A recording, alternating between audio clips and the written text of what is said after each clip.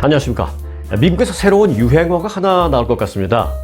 80 is the new 40. 80은 새로운 40이다. 뭐 그런 뜻인데 무슨 얘기냐면요. 오늘 그 에피타이저 뉴스로 제가 먼저 좀 설명을 드리려고 합니다. 요즘 그 미국 정치권에서는 고령 정치인들에 대한 논란이 고조되고 있죠.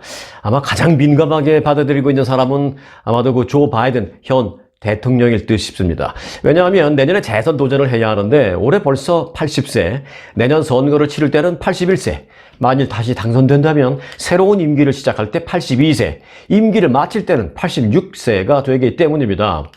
이처럼 바이든 대통령의 재선 도전을 둘러싼 이 고령 논란이 이어지고 있는 가운데 백악관이 엊그제 한 말이 있는데 그 말이 바로 앞서 제가 말씀드렸던 그겁니다. 80 is the new 40. 요즘 여든은 마흔이다 라는 얘기인데, 새로운 마흔이다 뭐 이런 얘기인데, 옛날에 여든이 아니다라는 얘기죠. 옛날로 친다면 요즘 여든은 옛날 같으면 마흔밖에 안 된다라는 그런 식의 얘기를 백악관에서 한 것입니다. 백악관의 커린 장 피에어 대변인은 지난 주말 정례 브리핑에서 이 바이든 대통령의 나이에 대한 우려를 묻는 한 기자의 질문에 대해서 요즘 여든은 예전으로 치면 마흔입니다. 80 is the new 40라고 받아쳤습니다. 과거보다 뭐 체력적인 면이나 정신건강 측면에서의 수준이 높아졌기 때문에 나이는 재선의 걸림돌이 되지 않는다라는 그런 주장입니다. 80, 즉 80 is the new 40.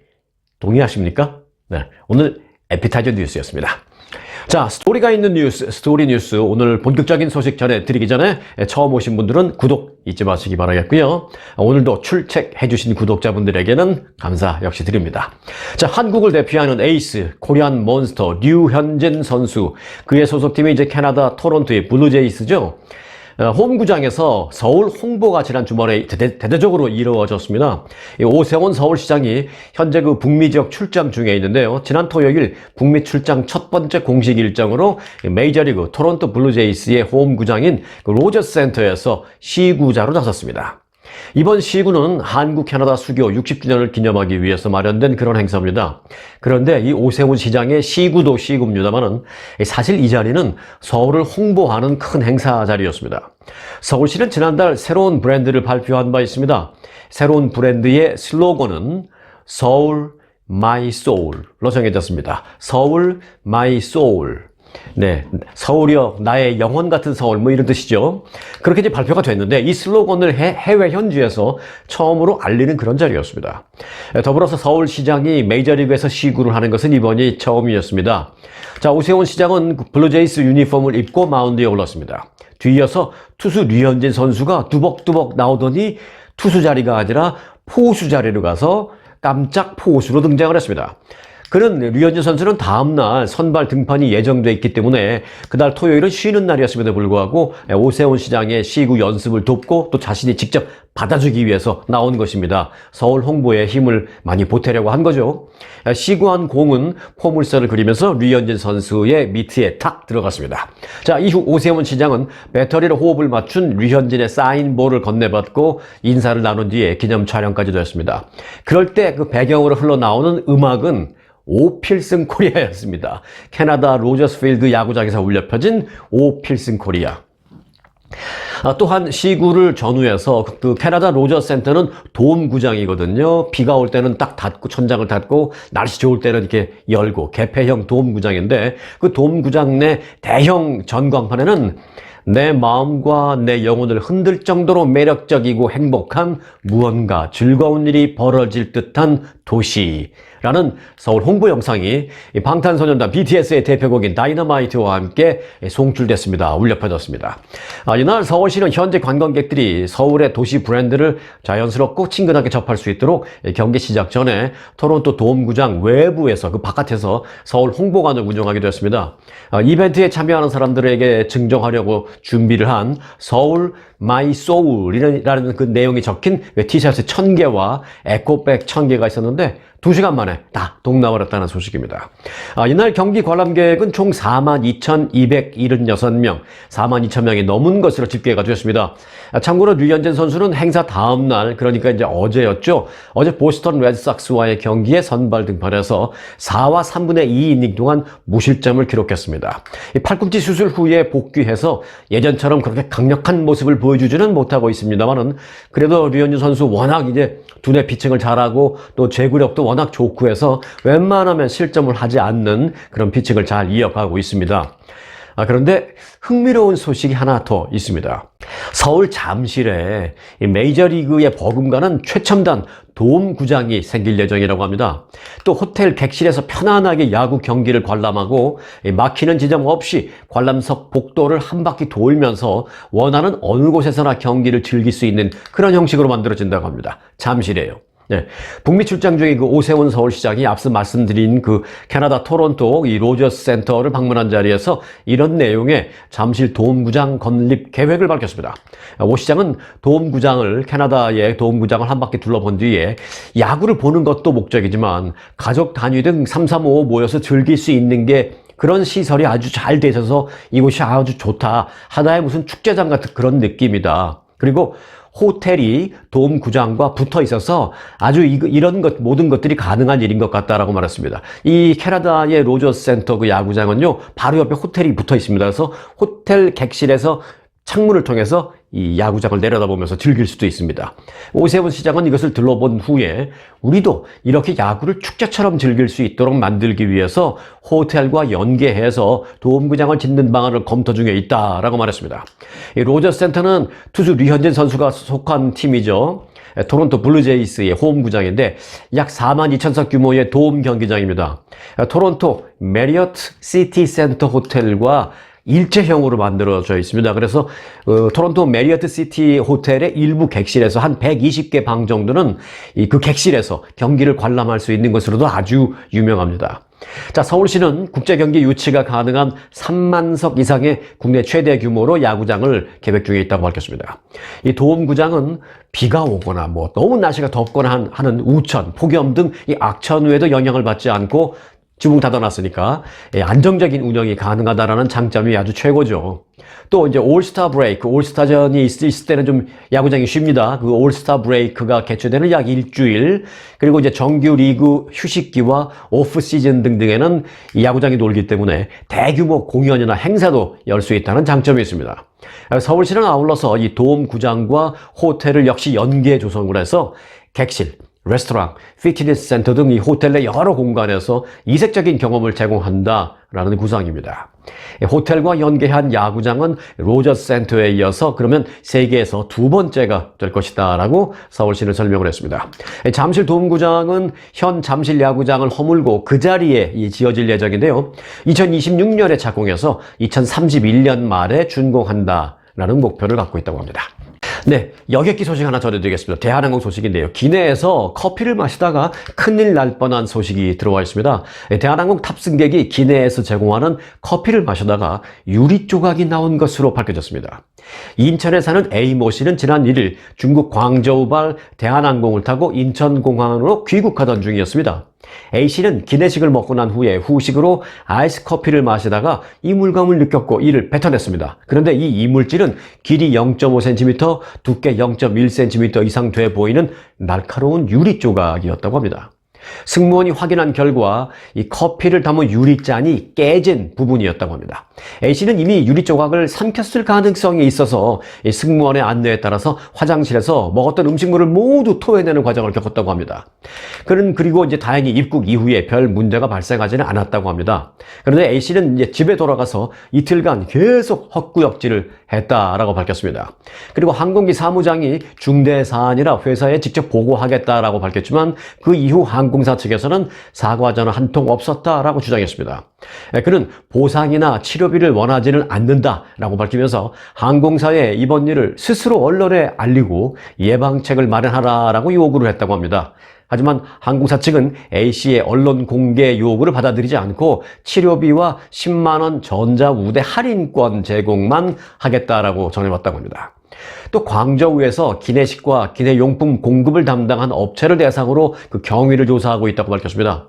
이 항공사가 스스로 언론사에 이 소식을 알리지 않았지만 어차피 뭐 이렇게 다 뭐 보도되고 알려지게 됐네요. 여하튼지간에. 자, 기내에서 마셨던 커피에서 유리 조각이 나왔을 때 얼마나 끔찍했을지 그 사람의 마음, 심정을 생각하면 항공사가 직접 전화해서 그래서 사과는 직접 하는 게 낫지 않았을까라는 좀 아쉬움이 진하게 듭니다.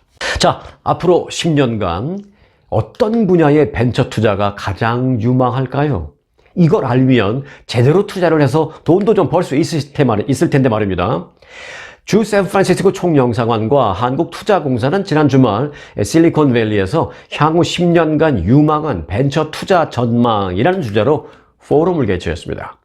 이날 포럼에는 LA 최대 벤처 캐피탈 회사 중에 하나인 업프런트의 마크 서스터 대표와 또 실리콘밸리 벤처 캐피탈인 제너럴 캐탈리스트의 홀리 말로니 대표, 또 NEA의 릭 양 대표, 이분은 이제 한국 분이고요. 그리고 NC소프트, 한국에서 온 회사죠. NC소프트 한국에 있는 유명한 게임 회사입니다. 그 윤송이 대표가 패널로 참석했습니다.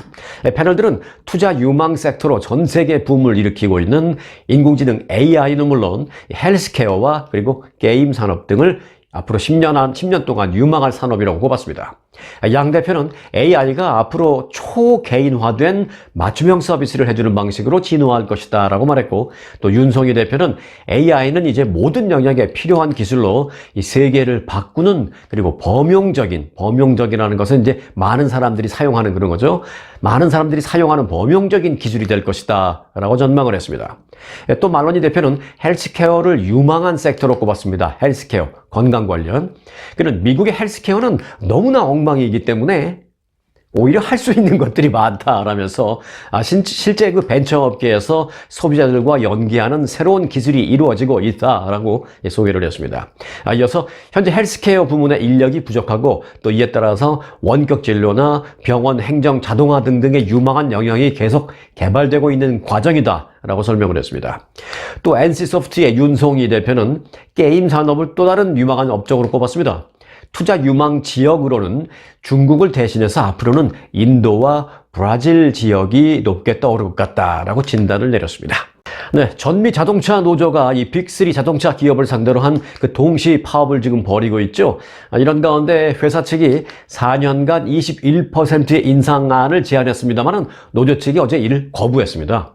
뉴욕타임즈에 따르면 샤운 페인 자동차 노조 위원장은 자동차 회사 3개 기업에 대해서 협상안을 개선하지 않으면 파업을 더 확대하겠다라고 경고했습니다. 자동차 노조의 샤운 페인 위원장은 어제 CBS Face the Nation과의 인터뷰에서 우리가 더 나은 제안을 받지 못해서 회원들의 요구사항을 돌보지 못하게 된다면 파업을 더욱 강하게 강화하겠다라고 말했습니다. 이어서 4년간 21%의 임금 인상안이 제안됐지만 확실하게 거부한다 라고 말했습니다. 샤운 페인 위원장은 현재 협상의 진전이 매우 더딘 상태다라고 말했습니다. 노조는 이제 오늘은 크라이슬러 그리고 지프 또 램의 모 회사가 스텔란티스라는 게 이제 모 회사입니다. 크라이슬러, 지프, 램을 소유한 모 회사. 이 스텔란티스와의 회담을 가질 예정이다라고 밝혔습니다. 노조는 어떤 것을 요구하느냐? 노조가 요구하는 것은 무엇이냐? 4년간 임금 40% 인상, 그리고 퇴직자 혜택 개선, 또 근무시간 단축, 또 임금 시스템 개선 등을 요구해 오고 있습니다. 노조는 이 40% 임금 인상안이 너무 과격하지 않느냐라는 회사 측의 얘기에 대해서 무슨 소리냐? 회사 최고 경영진들, 당신들의 임금 인상 수준에 맞춘 것이다 라고 주장하고 있습니다.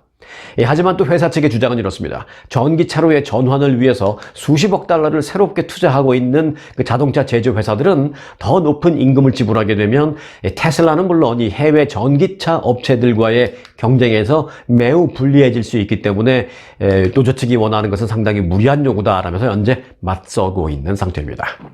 근데 자동차 노조와 자동차 회사 간의 이 협상 소식을 전해드렸는데요. 여기 또 다른 대화가 하나 있습니다. 바로 미국과 중국과의 대화입니다. 바이든 대통령과 시진핑 중국 국가주석의 11월 회담 가능성이 제기되고 있는 가운데 양국의 외교 안보 문제에 있어서 사실상 최고 책임자들이 제3국에서 전격 만났습니다. 백악관은 어제 이거 보도자료를 내고 미중 관계를 책임있게 관리하기 위한 노력의 일환으로 제이크 설리번 백악관 국가안보보좌관이 주말 동안 몰타에서 중국의 왕이 외교부장과 만났다라고 밝혔습니다. 이어서 양측이 미중 양자관계 주요 현안 문제 그리고 특히 대만 문제 등 각종 안보 관련 현안을 논의했다라면서 미국은 대만 해협의 평화와 안정의 중요성을 강조했다라고 밝혔습니다. 양국은 또한 양국 국민의 왕래를 더 지원하고 더 편리하게 만드는 조치 등에도 논의를 했다라고 밝혔습니다. 그런데 이제 양국 국민의 왕래 증진을 위한 그 조치가 어떤 것인지는 아직 밝히지 않고 있습니다. 이날 회의에서 설리번 보좌관은 미중이 경쟁 관계이기는 하지만 미국은 중국과의 충돌을 추구하지는 않는다라는 점을 강조했고 대만 해협과 관련해서는 평화와 안정 유지에 집중하고 있다라는 입장을 피력한 것으로 밝혀졌습니다. 그러니까 현 상태를 유지하는 것을 우리는 선호한다라는 미국의 의견을 밝힌 것이죠. 자, 한쪽에서는 대화를 하고 있습니다만은 또 한쪽에서는 여전히 대화가 아닌 대결을 하는 그런 모습입니다. 미국과 중국이. 공무원들에게 애플 아이폰 사용 금지령을 내린 중국이 이번에는 자국 전기차 업체들에게 전기차에 들어가는 전자 부품을 중국산만 사용하라라는 지시를 내렸습니다. 미국의 규제에 맞서서 중국의 맞대응으로 풀이되고 있는데요. 이 4차 산업혁명의 핵심인 전기차를 둘러싼 양국의 치열한 수싸움이 이제 본격 시작됐다라는 분석입니다.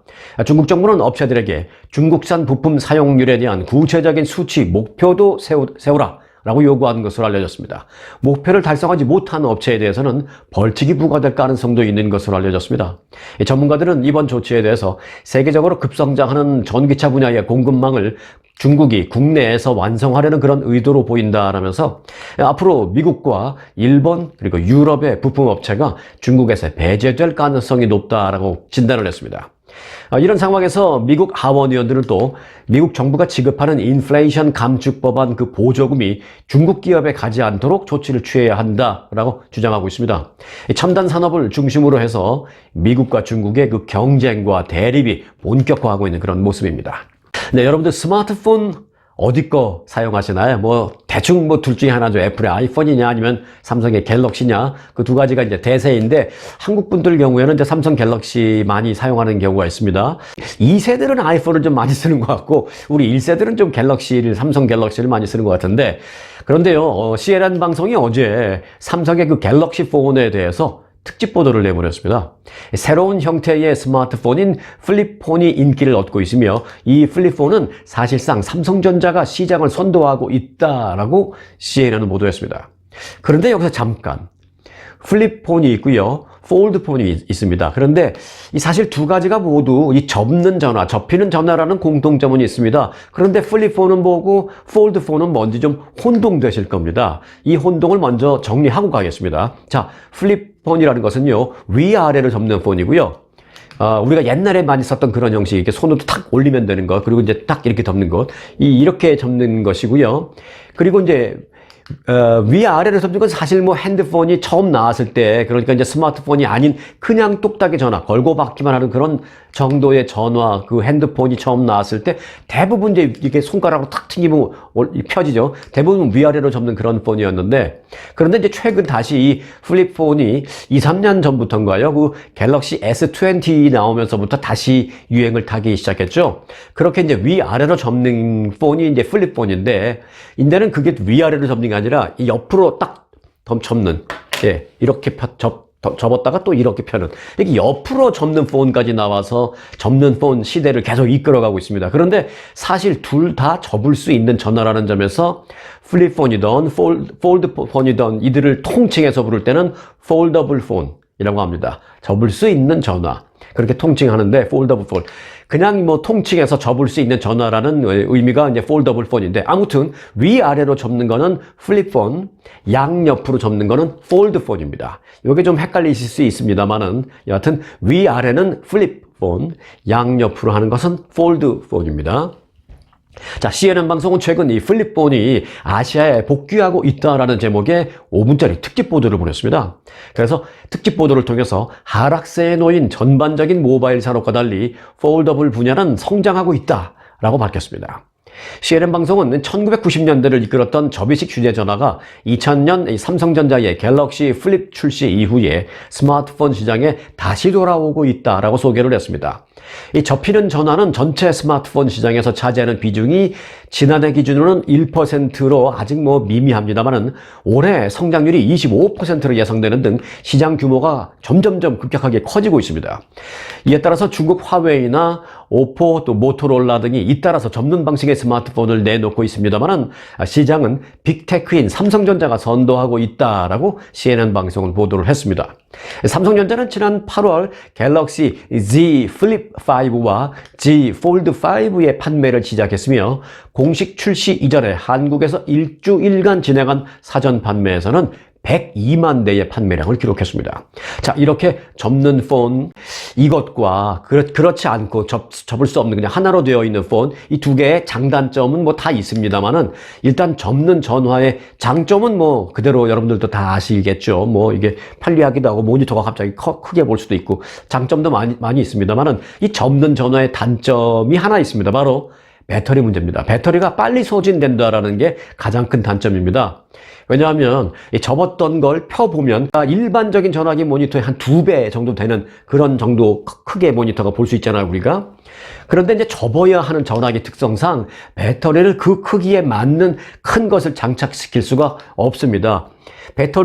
이만한 배터리를 넣는데 이걸 배터리를 접을 수 없잖아요. 배터리 부러지니까. 그렇기 때문에 이제 배터리를 전체 모니터 사이즈에 맞는 큰 것을 장착시킬 수가 없어서 일반 폰보다 접히는 폰의 배터리 사용 시간이 상대적으로 짧은 그런 단점이 있다는 점만 알아두시면 되겠습니다. 네, 이어서 보너스 스토리 전해드리겠습니다. 오늘 보너스 스토리의 제목은요, 제가 이렇게 지어봤습니다. 가야 고분의 유네스코 등록입니다. 한반도에 존재했던 고대 문명 가야를 대표하는 고분 유적 7곳을 묶은 가야 고분군이 유네스코 세계유산에 등록이 됐습니다. 유네스코 세계유산위원회는 어제 사우디아라비아 리야드에서 열린 회의에서 가야 고분군을 세계유산 목록에 등재하기로 결정했다고 밝혔습니다. 그러니까 고분군이라고 표현한 것은 하나만 있는 게 아니라 고분이 여러 개 있어서 그걸 어떤 집단군으로 본 거죠. 가야 고분군. 자, 위원회는 주변국과 자율적이고 또 수평적인 독특한 체계를 유지하면서 동아시아 고대 문명의 다양성을 보여주는 중요한 증거가 된다라는 점에서 탁월한 보편적 가치가 인정이 된다라고 가야 고분군의 유네스코 등재 이유를 밝혔습니다. 가야는 기원 전부터 시작해서 기원 후 한 562년까지 주로 낙동강 유역을 중심으로 번성한 작은 나라들의 총칭입니다. 경남 김해에 있었던 금관가야를 비롯해서 경북 고령의 대가야, 그리고 이제 호남 쪽에도 있어요. 함안의 아라가야 등이 물론 대표적으로 잘 알려져 있는 나라 이름입니다. 이번에 세계유산으로서 가치를 인정받은 가야 고분군은 1세기부터 6세기 사이 그 중엽에 걸쳐서 영남과 호남 지역에 존재했던 고분군 7개를 묶은 연속 유산입니다. 이들 고분군은 가야 역사와 문명을 보여주는 하나의 타임 캡슐로 평가되고 있습니다. 가야는 고구려 백제 신라와 함께 이 삼국시대 때에도 존속했었습니다. 그런데도 불구하고 삼국사기나 삼국유사 등 옛 문헌에 사실 기록이 많이 남아있지 않습니다. 그마저 단편적이거나 일부에 그치는 경우가 많습니다. 이런 상황에서 구릉 능선을 따라서 혹은 나지막한 언덕에서 조성된 무덤에서 나온 각종 토기라든지 가야의 철기라든지 아주 화려한 장신구 등의 그 유물은요, 가야의 면면을 잘 드러내주는 보물과도 같습니다. 그래서 타임캡슐이라는 평가를 받고 있는 것입니다. 이 가야 고분군이 유네스코에 등재되면서 한국이 보유한 세계유산은 이제 16건으로 늘었습니다. 자, 그래서 오늘 이 보너스 스토리는요, 이 가야 고분군의 아름다운 모습을 화보로 좀 여러분들에게 전해드리면서 마치려고 합니다. 일부 사진을 보면요, 주변에 고층 아파트, 신식 고층 아파트가 주변에 있어요. 그러니까 아주 2000년도 넘은 고분이 있는데 그 바로 옆에는 고층 아파트가 있는, 그래서 이제 가야 고분군과 그 고층 아파트가 바로 옆에 보이기도 하는데 이 과거와 현재가 마치 공존하는 듯한 그런 모습도 볼 수 있기도 합니다. 자, 잠시 후에 감상해 보시기 바라겠습니다. 네, 오늘 영상은 여기까지입니다. 오늘도 여기까지 함께 해주신 열혈 구독자님들께는 특급 감사를 드리고요. 오늘 처음 방문하신 분들은 구독 잊지 마시기 바라겠습니다. 스토리가 있는 뉴스, 스토리 뉴스 마칩니다.